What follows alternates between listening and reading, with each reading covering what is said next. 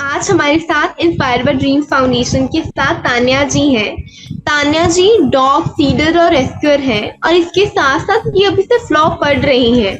एक law student है। इनके बारे में और भी जानेंगे, इनसे जानेंगे। कहते हैं ना कि अगर कोई अच्छी चीज कर रहा हो तो अगर हम उनसे बात करेंगे तो अच्छा ही हमें पता चलेगा। इसी उम्मीद के साथ हम आपके साथ हमारी जो वार्तालाप है शुरू करते हैं। Thank you so much ma'am, सबसे पहले आपने इतना समय निकाला और आप आई। मैम, आप सबसे पहले अपने बारे में कुछ बताइए कि आप अभी क्या कर रही हैं। आप अपने बारे, आपकी उम्र कितनी है और डॉग को फीड करने का ये कैसे शुरू हुआ। मेरा नाम तान्या ठाकुर है, मैं गाजियाबाद से हूँ और मैं एक लॉ स्टूडेंट हूँ। लॉ स्टूडेंट होने के साथ साथ मैं वर्क भी कर रही हूँ, मीन्स जॉब कर रही हूँ, जिससे मेरा स्टडी का और थोड़ा अपना घर का और एनिमल्स का मैं कर पाऊँ, लाइक अपनी अर्निंग से इन सब चीजों पर लगा पाऊँ पैसे। ठीक है, बिकॉज सब चीजें करने के लिए पैसे भी जरूरी होते हैं। सपोर्टर्स इतने होते नहीं है क्योंकि एनिमल्स हेटर ज्यादा है, सपोर्टर कम है। और जैसे कि मैंने ये चीजें जो स्टार्ट करी थी बचपन से ही, मतलब मैं एनिमल लवर तो हूँ, बट मेरे को जो ना पपीज के साथ थोड़ा ज्यादा था, क्योंकि छोटे पपीज होते हैं वो सबको ही प्यारे लगते हैं। ठीक है, और थोड़ा बड़े डॉग से मेरे को डर लगता था। लाइक मैंने कभी किसी को हर्ट नहीं करा क्योंकि पेरेंट्स ने कभी ये चीज सिखाई ही नहीं है कि किसी एनिमल को आप हर्ट करो या कुछ भी इस टाइप से करो। तो अभी कुछ टाइम पहले, लाइक 10 ईयर पहले, मेरी गली में एक डॉग कोई छोड़ के चला गया था। तो उसका ट्रीटमेंट करने के लिए मैंने एनजीओ के नंबर निकाले थे काफी सारी। एक लेडी आए थे, मतलब काफी नंबर सर्कुलेट होते चले गए बट कोई आया नहीं था। उस टाइम पे एक लेडी आए थे, उनको देख के मुझे बहुत अच्छा लगा कि एक एनिमल को वो बच्चे की तरह ट्रीट कर रहे थे। लाइक बच्चा और इसके लग गई है वो, मतलब उसको देख के बहुत अच्छा फील हुआ। और उसका ट्रीटमेंट उन्होंने करा, फिर उसके बाद मेरे से अपडेट भी ली थी। तो मेरे को लगा कि हाँ, लोग हैं इन एनिमल्स के लिए, मतलब हम ही नहीं है और भी लोग हैं। उसके बाद फिर जैसे लॉकडाउन हुआ, लॉकडाउन के टाइम पे मेरी स्ट्रीट में लाइक किराएदार टाइप लोग रहते थे। उन लोगों ने दूसरी स्ट्रीट से डॉग्स को लाके छोड़ दिया और खुद शिफ्ट हो गए कहीं और। मीन्स वो आए, अपने साथ डॉग लेके आए, बट जब वो चले गए तो अपने साथ उन डॉग्स को लेके नहीं गए। अच्छा, मतलब उनके पेट डॉग थे वो? पेट डॉग नहीं थे, उन्होंने भी लाइक रेस्क्यू ही करे होंगे कहीं से। बट अगर आप कहीं से रेस्क्यू करके लाए हो, एज ए फैमिली मेंबर रख रहे हो, आप उसको किसी अननोन स्ट्रीट में छोड़ के चले गए। जी जी। तो फिर उन डॉग्स को मैंने धीरे धीरे फीड करना स्टार्ट करा। वो 3 ही डॉग्स थे, उन 3 को मैंने फीड करना स्टार्ट करा डरते डरते। उसके बाद फिर उनसे अटैचमेंट हो गया। तो बहुत ही प्यारे बच्चे हैं वो। आपने मेरी प्रोफाइल पे चेक करना, मटको और ब्राउनी के नाम से और एक भूरे के नाम से। बहुत प्यारे बच्चे हैं वो तीनों। और फिर मैंने अपनी गली के डॉग्स, एक डॉग था उसकी आंख में चोट लग गई थी, वो मेरा फर्स्ट रेस्क्यू था। डॉग अटैक में उसकी आई बॉल चली गई थी। मैम, ऐसे जो रेस्क्यू और फीडिंग वाले मतलब आपके अलग वैसे चलते हैं कि जिनको चोट वगैरह लगी है उन्हें रेस्क्यू करते हैं आप लोग, है ना? हाँ, जैसे कि मैं जो 3 टाइप से बच्चों की हेल्प करती हूँ। एक तो उनको फीडिंग, जो कि मेरी रेगुलर बेसिस पे चलती है। सेकंड, अगर किसी बच्चे के, मीन्स मैं बच्चा ही बोलती हूँ डॉग्स को, अगर किसी बच्चे की चोट लगी हुई है तो मैं उसको ऑन द स्पॉट ट्रीटमेंट देने का ट्राई करती हूँ। अगर लग रहा है वो अपनी लोकेशन पर रहकर हील हो जाएगा और मैं उसको डेली बेसिस पर ट्रीटमेंट दे सकती हूँ। जी, ठीक है। और थर्ड ये होता है कि हम रेस्क्यू करते हैं उस कंडीशन में जब वहां एक तो लोकेशन हमसे दूर हो और वहां पर कोई केयर करने वाला ना हो, या फिर उसके जो इंजरी है वो ज्यादा है, लाइक ट्यूमर हो गया, मैगेट वुंड हो गया बहुत ही ज्यादा, उसकी आई बॉल पूरी खा चुका है किसी भी टाइप से। तो इस कंडीशन में हम उसको रेस्क्यू करके ट्रीटमेंट के लिए शेल्टर्स में भेज देते हैं। फिर वहां पर उसका ट्रीटमेंट चलता है। जी जी। मतलब आप ऐसे शेल्टर होम वगैरह से कनेक्टेड हैं तो वो आके ले जाते हैं बच्चों को? हाँ, मतलब नॉर्मली कॉल करके एम्बुलेंस अरेंज करके। काफी टाइम तो हम लोगों को भी शेल्टर वाले मना कर देते हैं, बिकॉज उन लोगों को भी इतना कोई खास सपोर्ट नहीं मिलता और हम लोग भी इतने बिल पे नहीं कर पाते। क्योंकि होता है ना, अगर मेरे को सिर्फ एक ही रेस्क्यू करना है, फीडिंग नहीं करवानी है, तो मैं मंथ में एक रेस्क्यू कर सकती हूँ अपने पास से। But back to back number circulate होता रहता है, कॉल्स आती हैं, इस टाइप से चीजें चलती रहती हैं। तो मेरे लिए सिंगल पर्सन पॉसिबल नहीं हो पाता और लोग इतना सपोर्ट करते नहीं है। तो हमको भी शेल्टर वाले मना कर देते हैं। बट कुछ शेल्टर्स हैं जो कि समझते हैं इन सब चीजों को, बोलते हैं कोई नहीं, आप बिल बाद में पे कर देना, अब इस बच्चे को ट्रीटमेंट की नीड आप कर पाते हो एडमिट। तो मतलब एट द एंड बिल आप पे करते हैं जब तक वो ठीक नहीं हो जी जाता, जी और उसकी जो जी। फीडिंग वगैरह होती है वो शेल्टर होम वाले देते हैं कि नहीं? नहीं, A to Z जो बिल शेल्टर वाले हमको बना के देते हैं, उसमें उसका treatment, boarding plus treatment, feeding सब इंक्लूडिंग होता है। तो मंथली आपको पे करना होता है मैम? मंथली लाइक ऐसे बोल सकते हैं, अगर किसी के नॉर्मल मैगेटोन है तो 3,000 रुपए, 4,000 रुपए, लाइक 15 दिन का ट्रीटमेंट है उसका सिर्फ, तो 3,000 रुपए ले लिए, 4,000 रुपए ले लिए, इस टाइप से। अगर कुछ ज्यादा ही इंजरी है तो हो सकता है 3 महीने रखना पड़े उनको, तो हमको 6,000, लाइक 1 मंथ का 6,000 इस टाइप से पे करना पड़ता है। ठीक है, ठीक है, 200 रुपीज ईच डे, इस टाइप से आप मान के चल सकते हैं। जी ठीक है। तो मतलब जैसे जब डॉग्स ठीक हो जाते हैं तो उसके बाद वो शेल्टर होम वालों के साथ ही रहते हैं? नहीं, शेल्टर होम जो है एक लाइक डॉग्स के लिए हॉस्पिटल के जैसा होता है, ओके। ठीक है। तो वहां पर हम एडमिट करते हैं उनको, फिर जब वो सही हो जाते हैं हम उनको उनकी लोकेशन पर रिलीज कर देते हैं। और जिन लोगों से हमको कॉल आया होता है ना कि आप यहाँ पर ये डॉग है, इसको ट्रीटमेंट करवा दीजिए, उनके सामने ही हम उनको रिलीज करते हैं डॉग को, ताकि उनके निगरानी में रहे और वो थोड़ी बहुत तो अपनी साइड से उसकी केयर कर लें। जी जी ठीक है मैम। ये मतलब बहुत ही अच्छा लगता है देखकर कि मतलब ऐसे कोई किसी की इतना हेल्प भी करता है। तो मैम आप अभी खुद भी पढ़ रहे हैं, आपके घर में भी आपके पेरेंट्स वगैरह होंगे, तो अगर इस हिसाब से खर्चा देखें तो खर्चा तो बहुत हो जाता होगा, तो आप बहुत उसे किस ज्यादा, तरह से जी एक्चुअली जी ना मेरे फादर नहीं है, मेरी सिर्फ मदर है, और जी मैं लाइक अर्निंग का सोर्स अपने फैमिली में अकेली ही हूँ। जी तो मेरी मदर को ऐसा कुछ नहीं है कि तुम कोई गलत काम करो, लाइक होता है ना लड़कियां क्लब जा रही हैं, पार्टीज कर रही हैं, वो जी चीज जी अलग हो जाती है। वो चीज और मेरे को इंटरेस्ट भी नहीं। मैं सोचती हूँ अगर 300 रुपए की मूवी देखने जा रही हूँ, 300 रुपए में मैं डॉग्स को खाना खिला सकती हूँ। बिल्कुल बिल्कुल। मैं अपने ऊपर पैसे लगाते ही बहुत कम हूँ। और जी मदर को लाइक मदर तो प्रॉपर सपोर्ट करती है मेरे को इन सब चीजों में कि जो तुम्हें करना है वो तुम करो, अच्छे काम करो। जी आपको कोई भाई बहन है? मेरी सिस्टर है, उसकी मैरिज हो चुकी है, अच्छा ठीक और है मैं ठीक है। सिंगल। जी, तो मतलब आपके घर में आपकी मम्मा और आप है ना? जी, मतलब वैसे हमारी अभी जॉइंट फैमिली है, बट मेन मम्मा और मैं ही है। ठीक है ठीक है। तो फिर आप किस तरह से करती हैं, क्योंकि नॉर्मल अगर हम डॉग्स का, अगर एक दो डॉग्स का भी खर्चा ले तो महीने का आराम से 3,000 फट जाता है केवल, मतलब अगर आप कुछ इतना खतरनाक मतलब अच्छी चीजें नहीं दे रहे हो, नॉर्मल खाना वगैरह दे रहे हो, तो भी उनका 3-4 बन जाता है। तो फिर आप कैसे मैनेज करते हैं, क्योंकि आज के समय में तो इतनी ज्यादा पैसे वाली जॉब होना भी, वो भी अलग उसके लिए करना पड़ता है। तो आप मेरे बताइए साथ जरा। थोड़ा मेरे साथ थोड़ी ये चीजें हैं, जैसे होता है ना कि अच्छे काम करने हम निकलते हैं तो लोग जुड़ते चले जाते हैं। जी जी तो मेरे को जैसे फूड की मंथली बेसिस पे नीड होती है, जब मुझे लगता है ना कि अब मेरे से नहीं हो पा रहा, खत्म, तो उस टाइम में लोगों से अपील कर देती हूँ, लाइक अपने व्हाट्सएप स्टेटस पे लगा दिया। तो जी जो लोग चाहते हैं इस टाइप से मेरे को डॉग फूड देना या फिर डोनेशन देके कुछ भी सपोर्ट, 100-200 रुपीज से वो कर देते हैं, तो उससे भी सारी चीजें मैनेज करने का मैं ट्राई कर सकती हूँ। जहां पर मैं 2 टाइम खाना खिला सकती हूँ, और अगर मेरे पास पैसे नहीं है तो मैं एक टाइम तो उनको अच्छे से फीड कर देती हूँ, ताकि उनको अगले दिन तक वो सर्वाइव कर। जी जी जी जी। तो इसके साथ साथ मैम मतलब आप अपने चैलेंजेस वगैरह बताइए कि जब आपने शुरू किया तो क्या क्या दिक्कतें आई, ये जर्नी कैसे शुरू हुई, जो भी मतलब आपकी स्टोरी है अगर आप हमसे शेयर करें तो। जितने भी एनिमल लवर्स हैं, एनिमल रेस्क्यूअर्स हैं, उनके लिए सबसे बड़ा चैलेंज तो यही होता है कि उनके जो आसपास के लोग होते हैं ना, वही उनको एक तरीके से लाइक टॉर्चर करना स्टार्ट कर देते हैं। जैसे कि अगर मैं एनिमल फीडर हूँ, अगर मैं अपनी गली के स्ट्रीट डॉग्स को नहीं खिला रही हूँ, ठीक है, वो तब किसी को काट लेगा तो इतना बड़ा इशू नहीं है, बस लोग गली चेंज कर देंगे जाने के लिए, ठीक है। बट जी अगर उनको पता है कि हाँ ये लड़की फीड करती है, तो सारी चीजें वो मेरे पे डाल देंगे कि तुम्हारे कुत्ते ने काट लिया मेरे को, जी या फिर तुम खाना खिलाती हो तो ये काटता है।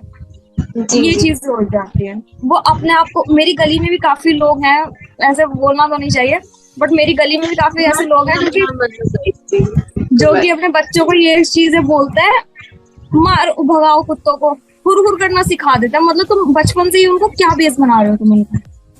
जी जी जी मैम। मैम इसके साथ साथ जब मतलब आपने शुरू किया उस समय अपने जैसे आपने बोला कि 10 साल पहले जब वो लेडी आई तो 10 साल सबसे। पहले तो मैंने छोटे पपी को मतलब ट्रीटमेंट में हेल्प मांगी थी। उसके बाद जी लॉकडाउन के टाइम पे 2020 में मेरी गली की ही एक डॉग की जो आई बॉल चली गई थी, तो उसके लिए मैंने लोगों से हेल्प मांगी थी कि प्लीज इसको कोई ट्रीटमेंट दिलवा दो, इसको कोई रेस्क्यू कर दो। मेरे को उस टाइम इतनी कोई खास नॉलेज नहीं थी, बिकॉज मैं डॉग को उठा के डॉक्टर तक लेके जा सकती थी और ट्रीटमेंट करा के वापस लोकेशन पे ला सकती थी। बस उस डॉग की कंडीशन ऐसी नहीं थी कि वो स्ट्रीट में सर्वाइव कर ले, बिकॉज आई बॉल है ही नहीं उसकी। ठीक है, तो जी उस जी। टाइम बहुत लोगों के नंबर सर्कुलेट हुए, ऐसे करते करते लास्ट में जाके मुझे ही उसको रेस्क्यू करके ट्रीटमेंट कराने के लिए शेल्टर से कांटेक्ट करना पड़ा। तो वहीं से मेरी जर्नी एक तरीके से बोल सकते हैं स्टार्ट हुई है। और फीडिंग की जर्नी वही मेरे नेबर जो बच्चों को छोड़ के चले गए थे वहां से स्टार्ट हुई। जी तो फिर अभी आप कितने डॉग्स को जर्नली रोज के दिन पे फीड करती हैं? ऐसे लोकेशन मैं वगैरह है आपकी बनी हुई? 48 डॉग्स को मैं फीड करती हूँ डेली बेसिस पे। 6 कैट्स आती है मेरे पास खाना खाने के लिए, लाइक वो भी स्ट्रे कैट्स ही हैं।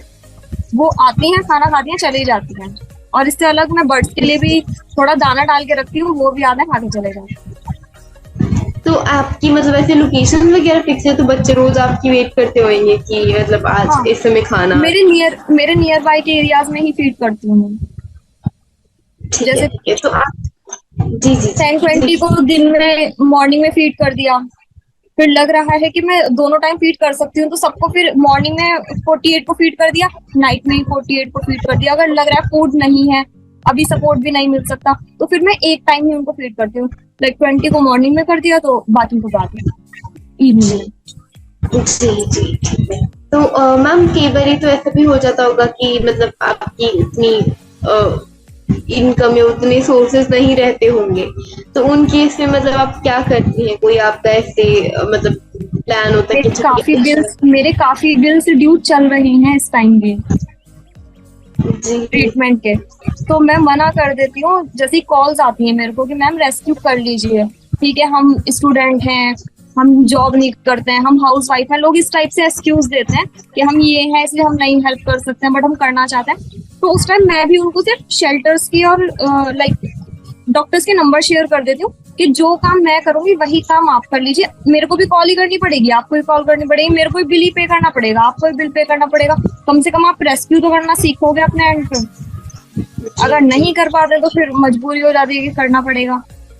और काफी टाइम तो ऐसे होता है कि नियर बाय के लोग कॉल कर करके बोलते हैं यहाँ पे डॉग इस तरीके से उसकी चोट लगी हुई है, आके ट्रीटमेंट कर दो। जबकि उन लोगों को अच्छी खासी नॉलेज होती है ट्रीटमेंट की, फिर भी वो हमें कॉल करके बोल देते हैं। और बिल्कुल इंतजार करते हैं कि उसके जब खून निकल जाएगा तो तब हम फोटो भेजेंगे ताकि इसको दया आ जाए तो ये आ जाए। मतलब उनको अपने 24 आवर्स तो दिख रहे हैं कि हाँ भाई हमारे पास 24 घंटे हैं, तो हम इसमें बिजी हैं, हमारा ये शेड्यूल है। पर ये नहीं देखते कि ये सिंगल लड़की उन्हीं 24 घंटे में कितनी चीजें मैनेज कर रही है।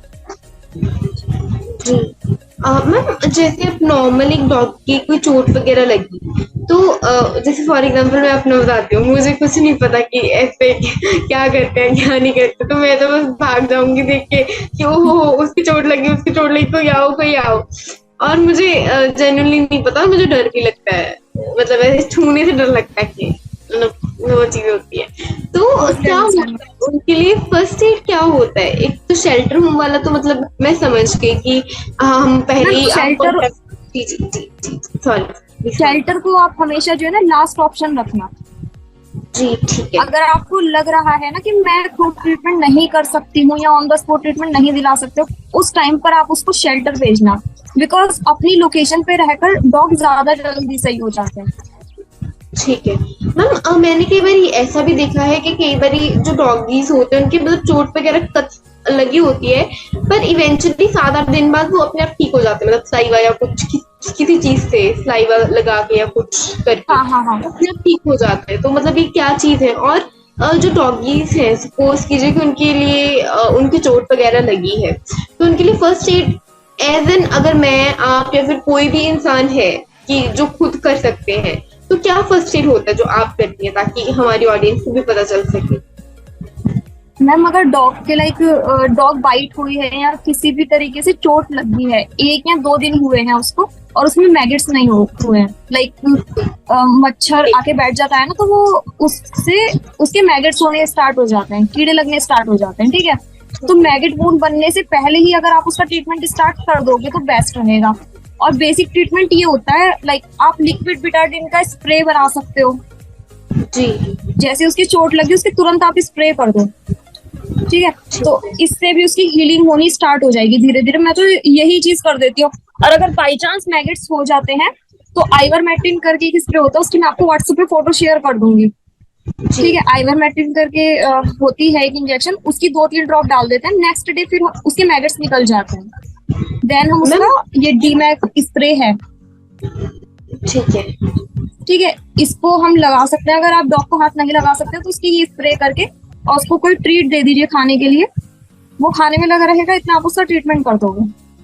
मैम ऐसा नहीं होता जैसे बिटाडीन वगैरह तो हमारे भी लगती है, मतलब अगर चोट वगैरह लगी हो तो वो हमें पड़ जाएंगे, मतलब अटैक करेंगे हम पे अगर हम बिटाडीन लगाएंगे? ऐसा कुछ नहीं होता, ये हम लोगों ने पता है कि अपनी थिंकिंग बना ली है कि डॉग अग्रेसिव होता है। डॉग अग्रेसिव तब होते हैं जब वो अनसेफ फील करते हैं। मैं दूसरी स्ट्रीट में जाके ऐसे ऐसे डॉग्स को ट्रीट करके आती हूँ जहाँ पे लोग बोलते हैं काट लेगा, इसने 10 लोगों को काट लिया, उसने वो बेचारा मेरे पे बुराया तक नहीं। तो मतलब दूर से बिटाडीन स्प्रे करते हैं, क्योंकि जहां तक मैंने सुना है कि मतलब अगर नॉर्मली फॉर एग्जांपल हमारे पे अगर चोट लगती है तो डेटॉल वगैरह कुछ लगाते, चलो वो तो केमिकल्स वगैरह होते हैं, मैं इससे वो नहीं बोल रही, पर डिपेंडिंग अपॉन की कोई भी अभी मेडिसिन सही तो आती नहीं है, तो जैसे बिटाडीन वगैरह फिर भी रिलायबल है, तो हमारी भी जलन होती है जब फॉर एग्जाम्पल हमारे कोई नॉर्मल वो लगा हो तो हम भी कहते अरे हट जाओ, मत लगाओ, जाओ, इस तरह से। तो वो डॉग्स का नेचुरल इंस्टिंक्ट नहीं होता होगा कि मतलब अगर हम भी ट्रीटमेंट, जैसे कि ट्रीटमेंट है ये 2 टाइप से करती हूँ मैं। अगर वहां पर लोकेशन पर कोई हेल्प के लिए है और उसका डॉग का वुंड ज्यादा बड़ा है तो हम उसको पकड़ के यहाँ से पकड़ लेते हैं, आपने वीडियोस में देखा होगा, गर्दन से पकड़ लेते हैं ताकि वो बच्चा फाइट ना कर पाए। फिर हम उसके मुंह पे या तो मजल लगा देते हैं या फिर कॉटन पट्टी से उसके मुंह को बांध देते हैं, उसको लिटा के फिर उसका वहां से ट्रीटमेंट होना स्टार्ट होता है। जैसे कि स्प्रे करना तो ये ऑप्शनल है, अगर मैं सिंगल कर रही हूँ तो ऑब्वियस सी बात है मैं स्प्रे ही कर पाऊंगी, बिकॉज अकेले बच्चे को पकड़ना इजी नहीं हो पाता, ठीक है। बट अगर हेल्प के लिए कोई है तो हम उसका और भी अच्छे से ट्रीटमेंट कर सकते हैं। तो लिक्विड बिटाडीन से देखो क्लीन तो करना ही पड़ेगा, दर्द होगा तभी तो वो सही होगा, ठीक है। तो थोड़ा उसको दर्द देंगे तभी हम उसको, हो सकता है वो सर्वाइव तभी कर पाएगा, अदरवाइज हम सोचेंगे ना कि हमको एलर्जी लग जाएगी या फिर इसको दर्द होगा, ये सोच के फिर हम उसको ट्रीटमेंट नहीं कर पाएंगे, ठीक है। तो उसको पकड़ के उसका मुंह बांध के तब उसका ट्रीटमेंट स्टार्ट कर सकते हैं। और सेकंड ऑप्शन तो यही है, स्प्रे वाले, इजी। ठीक है मैम। तो जैसे जो वेट क्लिनिक्स वगैरह होते हैं तो क्या वो भी मतलब ऐसे सर्विसेज वगैरह प्रोवाइड करते हैं कि फॉर एग्जांपल डॉग की चोट लगी है तो वो हेल्प कर दें या ऐसा कुछ? मैम काफी क्लिनिक्स पे ऐसा होता है कि वो अपनी जो है ना फीस नहीं लेते हैं जी। मेरे साथ तो ये चीज हुई नहीं है, वैसे मेरे से तो हर कोई फीस लेता है, बट बहुत से लोगों का मैंने सुना है कि उनसे फीस नहीं लेते हैं, बट ट्रीटमेंट की कॉस्ट तो नॉर्मली बैठती है भाई जो ब्रीड डॉग होती है। हाँ जी, ठीक। और मैम जैसे आप डॉगीज के बारे में बताती हैं तो आपकी जर्नी में सबसे ज्यादा मोटिवेटिंग फैक्ट क्या रहा है कि मतलब चलो इसकी वजह से मुझे करना ही, क्योंकि अभी रोज रोज रोज रोज अगर नॉर्मल इंसान एक चीज करता है तो कहीं ना कहीं अरे मैं थक गया, मेरे से नहीं हो पाएगा, ऐसे करके चीज आ ही जाती है कहीं ना कहीं। तो आपका मोटिवेटिंग फैक्ट क्या रहता है? ये चीजें ना होती रहती हैं, अभी जो है ना काफी टाइम पहले मेरी एक डॉग, मतलब मेरी डॉग नहीं थी, मेरी स्ट्रीट डॉग थी, उसको पार्वो हो गया था, आज से ही 2-2.5 साल पहले की बात है। तो मैंने उसको रेस्क्यू करा, ट्रीटमेंट के लिए मैं उसको नोएडा लेके गई थी। पार्वो में उसके सर्वाइवल के चांसेस मुझे कम लग रहे थे, but I am really sorry, मुझे पार्वो पता नहीं है क्या होता है, अगर आप बता सकते। पार्वो मैम वोमिटिंग होती है व्हाइट कलर की, डॉग किसी कोई भी डॉग अगर वैक्सीनेटेड नहीं होता है ना तो उसको पार्वो और डिस्टेम्पर और पार्वो ऐसी बीमारी है, अगर अदर डॉग के कांटेक्ट में वो आएगा तो उसको भी हो जाएगा। हम लोगों में कोरोना चला था ना, वो इसी टाइप की होती है। तो वो डॉग जी जी इसीलिए सभी डॉग्स को जो है ना वैक्सीनेशन और एंटी रेबीज कंप्लीट करके रखना चाहिए। जी ठीक है।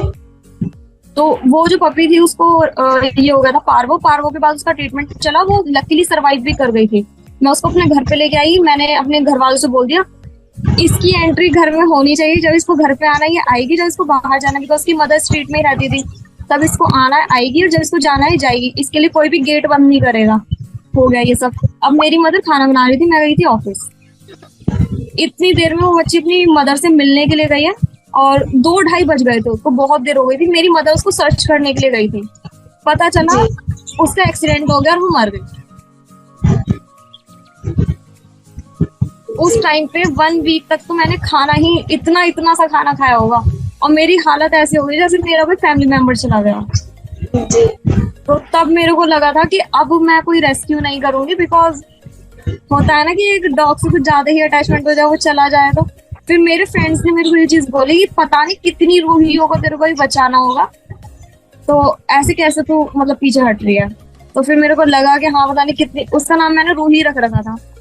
तो मुझे लगा कि हाँ पता नहीं शायद सच्ची में कितने सारे बच्चों को मेरे को बचाना है, तो ये चीज तो नहीं छोड़ सकते हम। सेवा कंटिन्यू अभी भी जितनी हो पा रही है।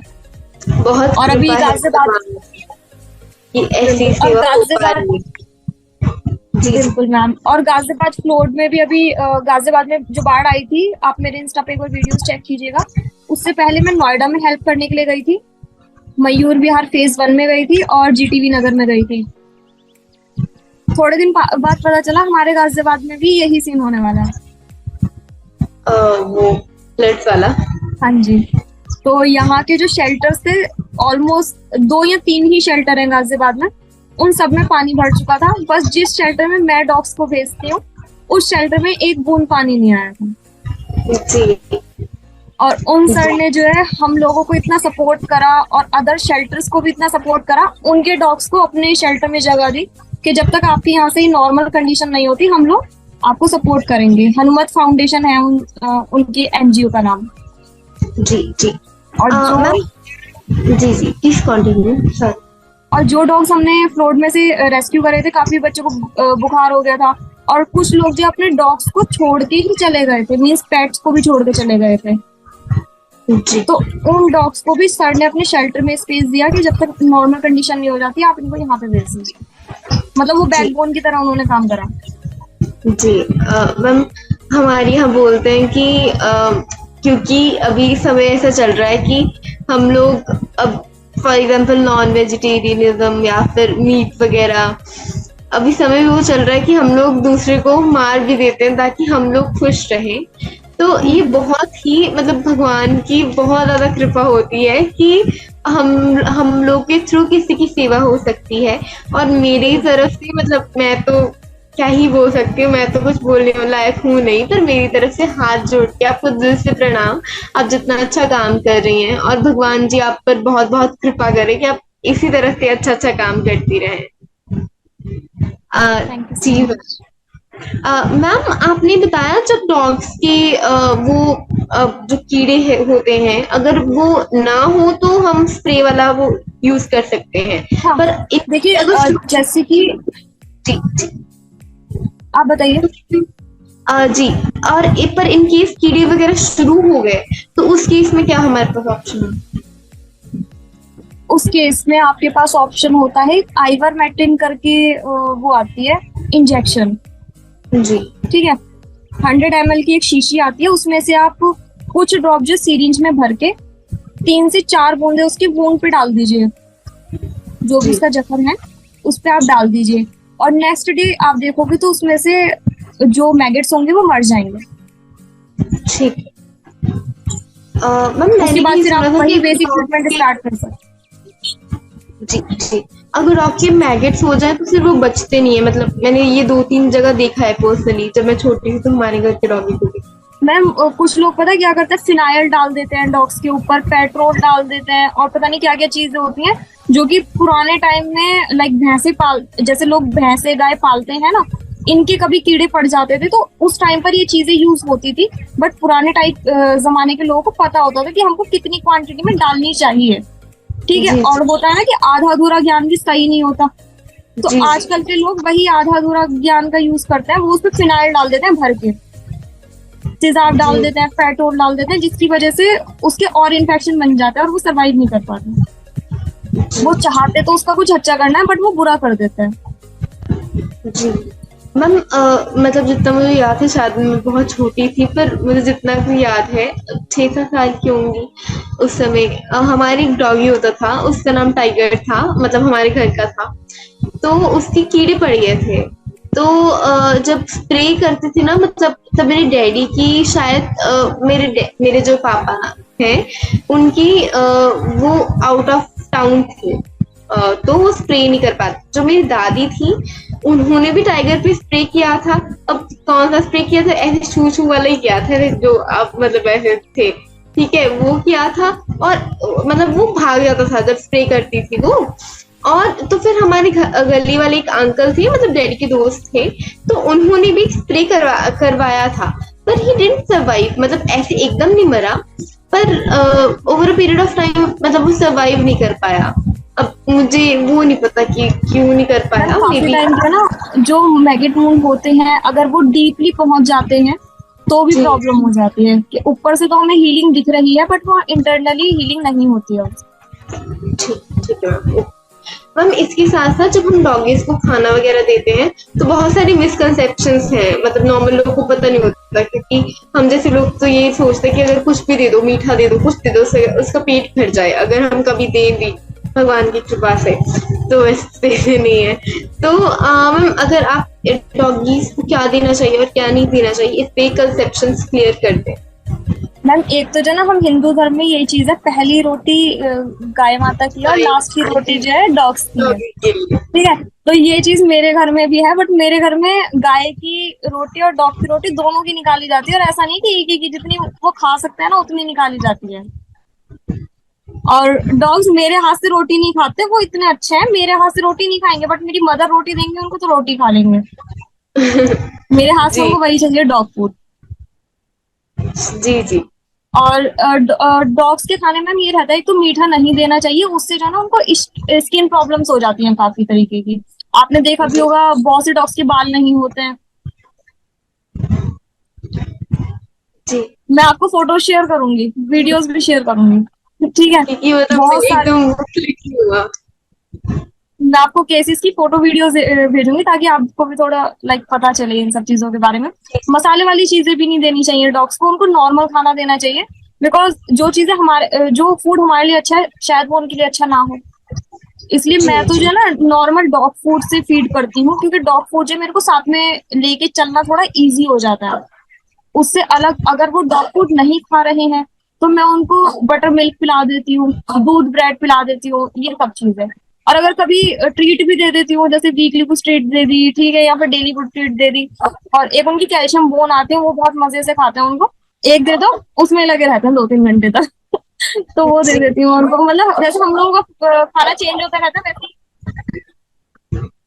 वैसे ही इनका भी मैं चेंज करवाती रहती हूँ। जी। ठीक है मैम। मैम इसके साथ साथ आप कोई भी मैसेज जो यूथ हमें देख रहे हैं अभी, या कुछ भी आप अपनी स्टोरी शेयर करना चाहती हैं, क्योंकि आपको इतना टाइम हो गया है, आपको कितना समय हो गया मैम ये रेस्क्यू और फीडिंग के ऑपरेशन करते हुए। 2020 से मैं कंटिन्यू कर रही हूँ। 2020 से पहले मैं सिर्फ 3 डॉग्स को फीड करती थी। 2020 में से मैंने कंटिन्यू भी 3 से 8, 8 से अब 48 हो चुके हैं। और आई होप फ्यूचर में जाके फीडिंग बढ़े घटे ना। जी जी मैम। और मैसेज मैं ये देना चाहती हूँ लोगों को कि प्लीज आप ज्यादा नहीं, अगर अपनी गली में एक डॉग को भी अडॉप्ट कर लेंगे, अडॉप्ट करना मीन्स अपने घर में ना रख के उसको गली में ही खाना देना स्टार्ट कर देंगे, तो कहीं ना कहीं आप बहुत अच्छा काम करेंगे और आपके जरिए किसी एक डॉग का लाइक पेट भर जाएगा। जी thank you so much ma'am. Ma'am इसके अलावा अगर आप कुछ भी शेयर करना चाहती हैं तो we would be grateful for that. मतलब आपसे बात करके इतना अच्छा लगा, एंड हम लोग यही प्रे करेंगे कि आप ऐसे ही डॉग्स को फीड करती रहें और अच्छे अच्छे काम करती रहें। Thank you, thank thank you so much ma'am for your you. Time.